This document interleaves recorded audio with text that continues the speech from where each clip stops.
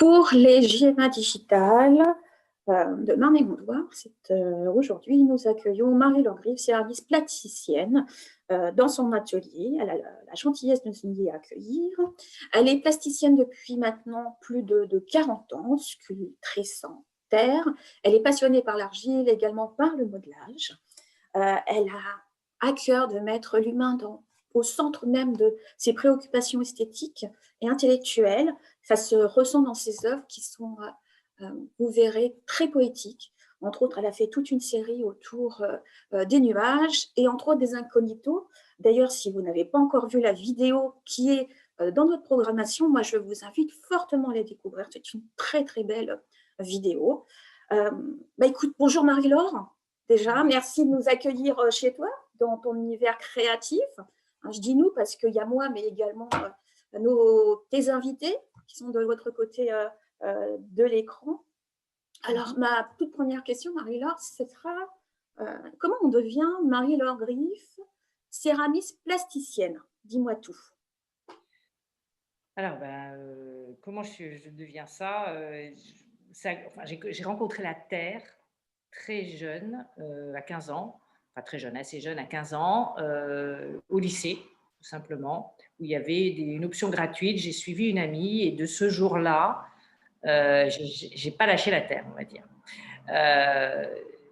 Et c'était des cours de terre, disons, poterie, enfin un peu ce qu'on voulait. Et très vite, je suis sortie de l'utilitaire pour faire tout de suite. La création s'est tout de suite engouffrée là-dedans, des formes plus sculpturales, disons, mais bon, de base. Et à ce moment-là, où j'avais le choix entre vraiment plein de directions, ça pouvait être la physique ou le sport, parce que je faisais beaucoup de sport à bon niveau. Et j'ai refusé d'aller faire des tests de sport en me disant à ce moment-là, je ferai quelque chose dans l'art. Voilà. Donc, c'est ça que j'ai fait, sans le dire d'ailleurs au départ. J'ai continué, j'ai même été en national en sport. Enfin, j'ai tout continué. Et ce n'est qu'après, disons, une année après le bac, où j'ai vraiment, enfin, c'était mon idée, mais où je l'ai dit et où j'ai fait une école préparatoire pour les écoles comme les arts déco, l'école des métiers d'art, les arts appliqués des métiers d'art. Bon, parce que dans ma famille, c'était pas, disons, ce qu'on aurait voulu que je fasse. Ils voulaient que tu fasses quoi? Tu passes De l'art. plutôt vers le sport? Le sport, ça aurait été déjà plus intéressant, et puis physique ou bio, enfin quelque chose de sérieux, quoi. Hein, soyons sérieux. Donc j'ai fait cette école préparatoire qui a très bien fonctionné, alors que c'est-à-dire en un an, j'ai eu un premier concours. Alors je m'y attendais pas parce que je dessinais pas. J'avais vraiment que la terre disons en créatif. Créatif. Chez moi, ma mère était très douée manuellement, donc elle faisait beaucoup, beaucoup de choses. Il y avait le tricot aussi. Ça ressort un petit peu dans mes pièces maintenant. Donc voilà, c'était ce côté-là qui existait quand même, mais qui n'était pas pour la création, qui était plutôt pour la fabrication, disons, des meubles, je faisais des foulards en soie, enfin plein de choses. Mais voilà, et moi, c'était la terre qui a été mon guide. Donc en faisant ces concours, je suis rentrée dans l'école des arts appliqués des métiers d'art, l'ENSAAMA, et je savais pas trop vers où aller, donc j'ai fait une première année d'art mural, où j'étais un peu perdue parce que tout ce qui était plat, c'était pas tellement mon truc. Et en fin d'année, j'ai retourné vers le volume, plasticien volume. Et en fait, toute mon expression est quand même très volume. Maintenant, j'arrive un peu plus, j'arrive carrément à faire des dessins et des peintures, mais c'est assez récent. Toute ma construction était dans le volume. Et donc, au métier d'art, j'ai appris pas mal de choses, d'autres matériaux que la terre, le modelage, beaucoup de modelage. Et ensuite, j'ai eu des diplômes, et ensuite, j'ai continué aux Arts décoratifs de Paris. Donc, tu as fait 2 écoles complémentaires, c'est ça, pour arriver à te trouver et aller dans une voie qui te convienne. Aujourd'hui, tu es passionnée par le modelage, c'est ce que justement, tu parlais des volumes tout à l'heure. Voilà. Voilà. Et tu parlais de volume plasticien. Plasticien volume. Plasticien volume. Et justement, moi, j'avais une question là-dessus parce que tu es céramiste plasticienne. On est d'accord? Donc, céramiste, il y a ce côté qui est très proche de l'artisanat d'art, puisqu'on retrouve dans la liste des artisans d'art voilà, le et la céramiste. Et puis, il y a le côté plasticien. Plasticien, ça se rapporte plus au domaine de l'art. Alors, tu es un petit peu les deux. Moi, ma question, c'est de savoir, tu es quoi? Tu es plus céramiste, tu es plus plasticien, ou alors il y a une troisième option que je ne connais pas. Dis-moi tout. Je suis vraiment artiste. Donc, vraiment plasticienne, artiste, voilà. Et j'utilise la terre, donc, qui est un savoir-faire quand même précis, technique. Alors, je ne l'utilise pas tout le temps parce que j'ai aussi utilisé d'autres matériaux, mais je reviens toujours à ça. Et d'ailleurs, quand je suis arrivée aux Arts Déco, il y avait un atelier de terre. Donc, c'était presque, je suis revenue à la terre cuite parce qu'il y avait cet atelier. Et c'est en sortant des Arts Déco que c'est par la terre que j'ai commencé à travailler, mais j'ai travaillé aussi dans le décor avec du polystyrène. Donc, à un moment, je faisais des sculptures en polystyrène, à un moment, j'utilisais des tissus. Enfin, j'ai un peu toujours mixé tout, mais la terre reste ma majeure partie. Du coup, étant donné que j'utilise la terre, je suis catégoriée comme céramiste, mais moi, je ne m'estime pas céramiste précisément. J'ai quand même de la technique, mais je ne suis pas que ça, quoi. Voilà. Et puis, c'est pas ma préoccupation, entre guillemets. J'ai besoin de cette technique, mais je suis surtout modeleuse. D'accord. Plasticien, le plasticien, la plasticienne, est-ce que tu pourrais nous donner ta définition? Ça serait quelqu'un qui toucherait à toutes les matières? Ça serait... Parce qu'en effet, il y a céramiste, il y a potier, etc. Il y a des cases, on va dire. Ouais. Le plasticien, la plasticienne, ça serait quoi? Ça serait quelqu'un qu'on ne pourrait pas ranger dans une case, qui toucherait un petit peu en tout? Moi, je trouve, ouais, c'est les arts plastiques. Donc, les arts plastiques, c'est peinture, sculpture, dessin, installation, vidéo même, peut-être un peu moins vidéo. Mais voilà, déjà, dans tout ça, on a déjà un grand panel. Donc, effectivement, ça touche un peu à tout, quoi. Et j'ai cette possibilité-là que j'utilise peu pour finir parce que j'ai une espèce d'attraction qui me fait revenir sur la terre, mais je fais aussi de temps en temps des installations en terre. Voilà, pour moi, c'est l'ouverture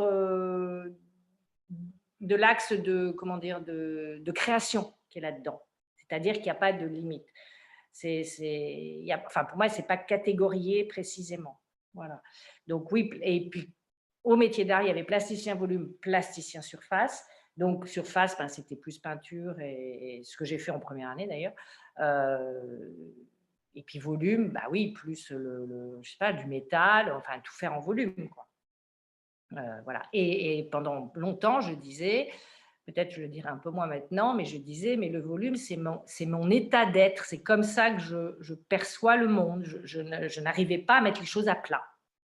J'arrive un peu plus maintenant à mettre des choses à plat, mais j'y arrivais pas, c'est-à-dire que tu voyais en 3D, tu voyais en 3D, tu voyais en 3D. Enfin, c'est un peu comme ça que je voyais, c'est que c'était parce que c'est plus, c'est quand même une appréhension un peu différente, et c'était très fort chez moi. Et tout ce qui était à plat, entre guillemets, je m'ennuyais, ça ne m'intéressait pas. Maintenant, c'est un peu plus équilibré, puisque pendant pas le dernier confinement, le confinement de mars, j'ai fait des peintures de nuages. Bon, voilà, par exemple. Mais c'est vrai que je suis dans le volume. Et puis, avec quand même la terre qui reste mon matériau de prédilection. Oui, tu as trouvé ton cheminement qui varie en fonction de tes découvertes, je pense, et tes sentiments, tes intuitions, tes inspirations du moment. Parce que là, un artiste ou un artisan d'art, bah, c'est comme tout le monde. Ça évolue, ça ne reste pas dans son petit univers. Voilà, vous êtes créatif. Oui, oui, oui. Et puis, effectivement, il y a une évolution. D'ailleurs, c'est un des sujets, l'air de rien, un des sujets bon, j'ai beaucoup de sujets, je suis quand même bien hétéroclite, mais l'évolution dans mon travail, c'est quelque chose qui se lit très bien, qui se lit, le verbe lire. C'est aussi un fil qui se déroule. J'ai fait par exemple les éponges, où ça bouge un petit peu. Et il y a une personne, ouais, j'en parlerai un peu après, qui m'a écrit un texte superbe. Et elle dit son travail évolue un peu comme les nuages qui glissent dans les formes. Et ça, c'est très important pour moi, ce temps qui passe et ce glissement. Et c'est ce que je disais particulièrement quand je travaillais pour les éponges, c'est-à-dire que, ou même quand j'ai fait les grains de terre qui avaient été exposés à Rantilly, euh, ça glissait légèrement. Plus je les faisais, par exemple les grains de terre où c'était ces têtes de personnages, plus ils rigolaient. Donc, il y a un glissement d'attitude je me disais que je faisais un travail, enfin, je disais que je faisais un travail de répétition dans un sens, mais avec cette possibilité de glissement qui est exactement l'inverse, par exemple, de quelqu'un qui est en usine et qui doit faire toujours le même geste de la même façon. Là, il y a une évolution. Donc, cette évolution, elle rentre dans le processus de mon travail. Plus largement, elle est rentrée dans mes thèmes, dans toute mon œuvre, enfin tout ce que j'ai fait. Il y a eu vraiment des glissements de thèmes et qui m'ont fait avancer. À certaines périodes, c'était très, très près de moi, psychologique. Maintenant, je suis un peu plus installée, c'est pas le mot, mais je suis plus stabilisée dans mes sujets et j'ai un peu plus de, comment dire, d'air par rapport à ça, un peu plus de décalage, enfin de recul, disons. D'accord. Et pour exprimer tout ça, tu fais ça dans ton joli atelier. Parce que ceux qui Ouais. ne connaissent pas l'atelier voilà, de Marie-Laure, donc son atelier est à Lagny-sur-Marne. C'est un atelier d'extérieur qui a un charme fou, même à l'intérieur, tu as beaucoup de volume. Moi, à chaque fois que j'y vais, je me dis qu'il doit avoir une très longue histoire, cet atelier d'artisan, entre autres. Tu l'as choisi comment, cet atelier? Parce que tu aurais pu le choisir autre chose. Coup de chance. J'ai choisi par nécessité. Donc, ça a été un coup de chance. Je devais absolument trouver un logement. Et dans le logement que je devais trouver, il fallait une chambre pour mes garçons et de l'espace pour travailler. Et ce lieu-là, j'étais passée devant quelques temps avant, enfin 6 mois avant, dire, ah, c'est ça qu'il me faudrait, comme ça. Et en fait, voilà, c'est arrivé comme ça. Et bon coup de chance parce que c'était un lieu qui intéressait beaucoup de monde. Et voilà. Et après, quand je suis arrivée, c'était une salle de jeu enfin longtemps avant que je l'ai. Mais ça a été, au tout départ, c'était une grange attenante enfin c'est attenant à la maison derrière. Donc c'était juste une grange sans mur. Ils ont fait mettre donc des murs, ils ont fait fermer, puis ils ont loué l'espace. Et donc, il y a un moment, j'ai su plus tard que ça a été un atelier de staff. Donc, voilà. Mais au tout départ, c'était sous la grange, c'était les ventes aux enchères, je crois. Voilà. Mais sans mur. Voilà.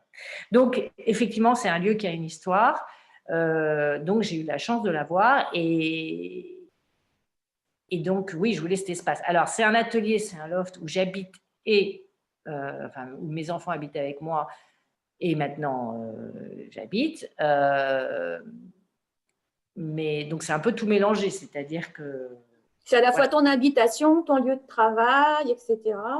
Alors, ce qui est intéressant, c'est que tu as des beaux volumes pour travailler, ça doit être plutôt agréable. Et puis, tu as une belle lumière, parce qu'à chaque fois, moi, j'ai eu l'occasion de venir. Oui, Tu as une très belle lumière. oui. Donc, Oui.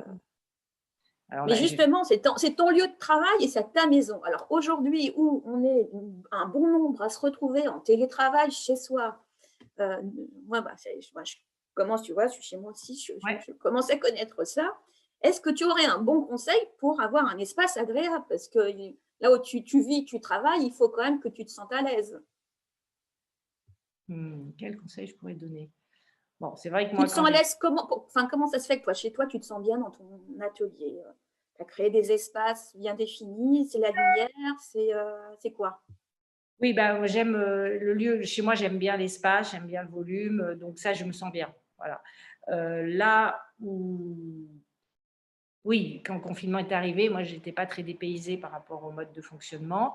Euh, Donc, j'ai une liberté, disons, voilà. Par contre, l'unité de lieu peut être embêtante. Donc, le conseil, c'est de bien soigner son lieu, mais d'avoir, enfin, là, j'ai même plus tellement de canapés, j'ai plus rien, tellement j'ai plus de place, j'ai que des sculptures globalement. Donc, avoir quand même si on peut organiser des lieux de repos et des lieux de travail, quand même, de différencier ça. Donc et dans le temps aussi de savoir faire ça, c'est-à-dire travailler et faire autre chose, mais ça, c'est pas un nouveau. Et surtout avoir je veux dire, pour pouvoir bien profiter de son intérieur et y être bien, c'est avoir un bon rapport avec l'extérieur aussi. C'est-à-dire,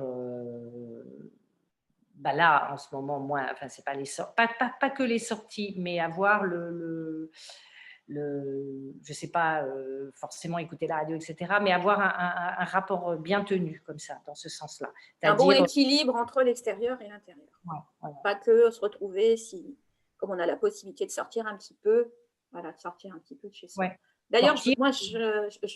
oui, excuse-moi.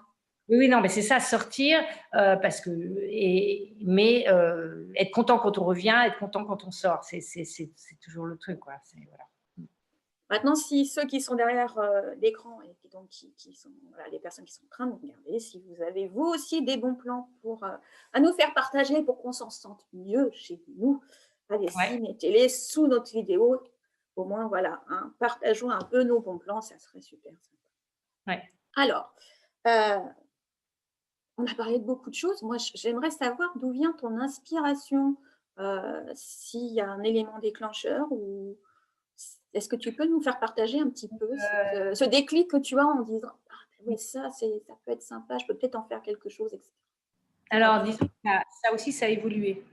L'inspiration. Donc, comme j'ai dit tout à l'heure, dès que j'ai touché la terre, j'ai eu tout de suite envie de faire enfin, j'ai tout de suite été créative avec. Hein, ça c'est venu automatiquement. Et je dirais que ça a été le médium qui m'a permis de le découvrir, cette espèce de bouillonnement et d'élan là systématique de création.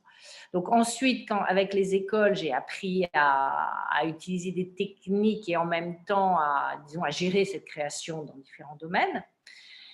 Et, mon, et, et j'ai continué à aller vers la terre, ça venait. Donc j'avais vraiment une création un peu illimitée où je me suis battue pour la mettre en technique, c'est-à-dire pour pouvoir le faire. Et ça venait tellement partout que j'avais toujours peur d'oublier mes idées.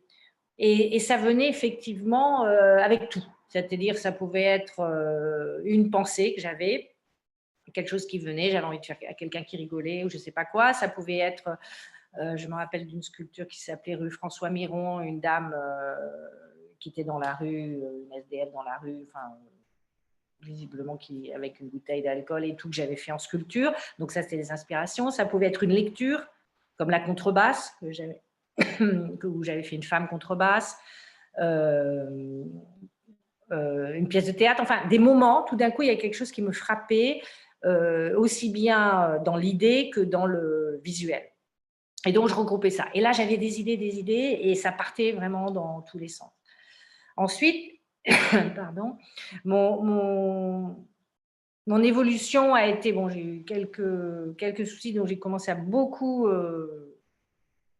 poser de questions, et en même temps que je me posais des questions, ou peut-être avant même, arrivaient des sculptures qui étaient assez psychologiques. Donc il y avait une inspiration très intérieure, poser des questions. Enfin, parfois aussi, l'inspiration, je l'avais envie de le faire, ne venait a priori de nulle part, et c'est après avoir fait la pièce que j'ai fait ça. Bon, par exemple, je vais donner un exemple enfin, relativement personnel. J'ai fait une pièce qui s'appelle La Panique, où c'était toute une foule de personnages avançant avec les mains comme ça, et comme un précipice au bout. Bon, en fait, j'étais enceinte, je ne le savais pas. Donc, je pense que ça parle, quoi, voilà. Oui, J'ai eu une période comme ça. Et ensuite, ça m'a permis, enfin, je suis arrivée à plus de synthèse. Ça, c'était le moment de comment dire, le moment Euh, voilà, il y a un problème d'ordi, là je te vois plus toi. Hein. Moi, je te vois. D'accord, bon, c'est l'essentiel. Donc après, j'ai commencé à avoir plus de synthèse et ça a été les éponges. À partir du moment où là, il y a encore eu un virage, avec les éponges, je suis partie sur l'idée, nous sommes tous des éponges, et pendant 2 ans, j'ai travaillé sur cette idée-là, et il y a beaucoup, beaucoup de choses qui sont venues, c'est-à-dire aussi bien, donc nous sommes tous, c'est-à-dire nous les humains, mais en fait, tout le monde, la Terre, enfin, toute cette notion de perméabilité. Et les incognitos, dis-moi, c'était venu comment cette idée? Parce qu'aujourd'hui, on est tous surexposés avec les réseaux sociaux. Ouais. Aller faire des sculptures qui s'appellent les incognitos, c'est aller dans le monde dans lequel on est aujourd'hui, c'est complètement paradoxal. Dis-moi un petit peu comment c'était venu cette idée. C'est dans la suite à partir du moment où j'ai fait les éponges dans ces thèmes, tout d'un coup, enfin, et après, donc j'ai plus conforté mon travail. Et là, les incognitos font partie des thèmes, disons, qui maintenant, peut-être que j'en ferai un peu moins, mais ce sont des thèmes plus stables, qui sont mes thèmes d'un peu de toujours. Et les incognitos, pour moi, on est tous aussi des incognitos. Et on est incognito par rapport à, c'est-à-dire par rapport au ciel, entre le ciel et la terre. C'est-à-dire que pour moi, on est récepteur de choses qui arrivent du ciel. Je reste dans ce côté vague, donc c'est assez spirituel quand même. Et donc il y a un côté vertical et horizontal, c'est-à-dire ce qu'on vit ici, c'est-à-dire nos rapports, notre vision, notre ressenti. Et c'est de ça dont je parle, c'est pour ça que c'est des petits bustes, c'est surtout avec la tête et les yeux fermés, le moment de se ressourcer. C'est ça dont je voulais parler. Et en faisant une série comme ça très longue, parce que j'en ai fait pas mal, c'est toujours pour parler de l'individu, parce qu'on est tous une individualité, mais en même temps, pour parler de tout le monde, en groupe. D'accord. Donc, en fait, si j'allais te poser la question suivante, parce qu'en effet, tu en as qui sont très différents. Il y en a avec un casque, avec des chapeaux, avec des lunettes, etc. Ils sont assez variés, même si les visages, en effet, comme tu dis, ils ont les yeux fermés, ils se ressemblent. J'allais te poser la question de savoir s'il y en avait un qui te ressemble, mais en fait, il n'y en a pas un qui te ressemble, puisque c'est un concept. On est là sur un concept. C'est comme tu disais, c'est tout le monde. C'est tout le monde et en même temps, c'est soi, quoi. Ouais. Alors, il n'y en a pas un qui me ressemble, mais ils me ressemblent tous. C'est ce que les gens disent souvent un petit peu. Bon, peut-être ou pas. Pour moi, c'est pas ça. Par contre, quand j'ai fait, alors avant de faire les incognitos, j'ai parlé tout à l'heure des grains de terre là, que j'avais fait, c'était un peu la première œuvre où je mettais tout un groupe de personnages. Donc, c'était ces sortes de petites boules avec des têtes. Et pour moi, c'était tout un ensemble de nouveau. De la même façon, je parlais de l'individu et du groupe. Je disais les deux choses à la fois. Et là, j'ai été surprise parce que pour moi, c'était l'installation complète que je présentais. Et ben, les gens sont arrivés et ils ont dit celui-là, il visait une personne. C'est-à-dire que ce qui était assez juste, c'est-à-dire ils se reconnaissaient eux là-dedans. C'est-à-dire qu'ils en choisissent un. Si tu en as un, par exemple, aujourd'hui, qui a un bonnet de bain pour aller à la plage, ce serait moi, parce que j'ai qu'une envie, c'est de retourner sur le bord de la mer, même s'il ne me ressemble pas, c'est un petit peu mon état d'esprit, mon petit état d'esprit d'aujourd'hui. Donc, tout à l'heure, je disais, ceux qui n'ont pas encore eu la chance d'aller voir la vidéo, allez voir cette vidéo qui est vraiment très bien faite et qui est très jolie, très belle, qui explique un petit peu de ton concept de création autour des incognitos qu'on va mettre sur notre page Facebook, donc Marnay Gondouard Tourisme, donc vous pouvez le voir, et sur le site, bien sûr, Internet. Je pense qu'on va pouvoir retrouver cette vidéo sur ton site Internet, Marie-Laure. Eh ben, je ne suis pas sûre que j'ai vu. Alors. En tout cas, ça sera sur notre page Facebook. Donc, vous pourrez la voir. Et elle est vraiment très, très belle. Tiens, justement, on va parler projet ensemble. Oui. As-tu un projet en cours actuellement à nous faire partager? J'en ai 2 ou 3. Donc, cet été, je dois exposer avec le galeriste avec qui je travaille, une galerie à Paris, dans le château de Dampierre-sur-Boutonne. Bon, voilà. nous sommes avec une éditrice et donc une personne qui a écrit le texte, enfin en partie. Non, elle a écrit le texte, mais elle ne pourra pas écrire la suite. En train de faire une édition d'une petite monographie que je vais présenter bientôt en souscription, à partir du mois de mai normalement. Donc voilà, donc j'appelle tout le monde à y participer. Donc ça, c'est très intéressant et bien pour moi parce que j'ai fait vraiment 2 belles rencontres avec cette éditrice et cet auteur qui sentent très bien mon travail. Enfin, je suis vraiment très contente de ça. Et le troisième projet, pour le moment, c'est donc de participer à l'exposition, enfin, les Journées du patrimoine en exposant à Jossigny, au château de Jossigny. Et là, donc j'expose moi, mais je présente aussi quelques artistes, avec moi. C'est-à-dire nous sommes, 6. Nous serons 6 à exposer pour ce week-end du 18-19 septembre, je crois. Oui, c'est toujours le troisième week-end du mois de septembre. Donc, si on n'a pas les dates, on sait que, hop, troisième week-end des journées du patrimoine se trouve sur, je vais reprendre, troisième Ouais. week-end de septembre, les journées du patrimoine. Donc, on t'y retrouve à Jossigny et puis on va te retrouver donc sur ces différents projets. Donc, hâte d'en savoir un petit peu plus dès que ça sortira. Justement, est-ce que tu as un projet qui t'a marqué parmi tous les projets que tu as faits? Ou en fait, tous t'ont marqué? Alors, si tu en avais un à nous faire partager.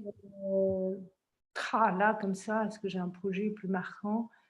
Sinon, tu gardes la question en tête et puis tu pourras y répondre à la fin si tu veux. Ouais, ouais. Ça me Non, il me marque pour des j'en ai peut-être pas un. Disons que celui que j'aurais à dire, c'est celui qui est en train de se passer, quoi, qui me marque le plus. Mais à chaque fois, c'est intéressant. J'en ai pour différentes raisons. Là, il y a 2 ans, en 2019, j'ai fait un projet pour privé pour une personne, pour une tombe. Et ça m'a beaucoup marqué parce que donc je l'ai fait, c'était des angelots, mais j'étais contente parce que j'avais l'impression d'être une sculpteur qui servait vraiment, enfin, que ma sculpture servait vraiment à quelque chose par rapport à la sensibilité de cette personne qui cherchait depuis longtemps un artiste pour faire quelque chose et qui est tombé sur mon travail et qui a trouvé que c'était ça, en me disant dire que c'était à côté de chez moi. En plus, c'était un hasard, mais du coup, voilà. Et j'ai vraiment eu la sensation de lui donner ce qu'elle voulait. Ça m'a beaucoup marqué de ce côté-là. D'autres fois, les projets me marquent aussi beaucoup quand c'est des travaux d'équipe. Et ça, j'aime beaucoup ça. Ça, c'est quelque chose, j'en ai fait quelques-uns, des projets un peu plus grands. Et de faire ces dimensions, c'est vraiment bien. Et vraiment, j'aime beaucoup être en concordance avec des techniciens, des gens qui décident pour, un peu comme ça se passe à Jossigny, pour faire avancer un projet. Ça, c'est voilà, dans ce sens-là. Très bien. Écoute, on va arriver à la fin de notre entretien. Est-ce que tu veux dire quelques mots pour conclure? Dis-moi. Merci déjà de m'avoir invitée et puis, comme je l'ai dit, donc il va y avoir ce petit livre, cette monographie, que je souhaite, qu'elle fonctionne bien. Et puis voilà, n'hésitez pas à prendre mes coordonnées sur le site, là, heu, ou pour me poser toute question ou pour venir. Pour l'instant, on est un peu bloqué, mais donc c'est possible de venir à l'atelier quand je suis là. Mais vaut mieux appeler parce que ça a beau être ma maison, je ne suis pas là non plus tout le temps, tout le temps. Voilà, et Voilà. on peut retrouver tes coordonnées sur l'annuaire, votre annuaire sur notre site internet Marne-et-Gondoire Tourisme. Donc, en effet, entre autres, ton adresse mail, ton Ouais. téléphone. Donc, si les gens peuvent t'appeler avant de venir, comme tu dis, Oui, voilà. bon, ils peuvent aussi essayer, hein, s'ils veulent passer voir, mais c'est sûr que c'est voilà. Voilà, voilà. Très bien. Écoute, Marie-Laure, je te remercie de nous avoir accueillis chez toi dans ton univers créatif. Et puis sinon, nous, on se retrouve samedi à 11 h pour un direct sur notre page Facebook. Ce sera une rencontre avec des artistes et artisans d'art de la tannerie. Donc, encore un autre lieu emblématique de la création à Lagny-sur-Marne. En attendant, profitez de la programmation digitale des Journées européennes des métiers d'art, de Marne-et-Gondoire, entre autres, sur notre page Facebook. Allez voir un petit peu également ce qui se passe sur Instagram et sur notre site internet. Et sinon, je vous dis à très bientôt Marie-Laure. Merci, à bientôt.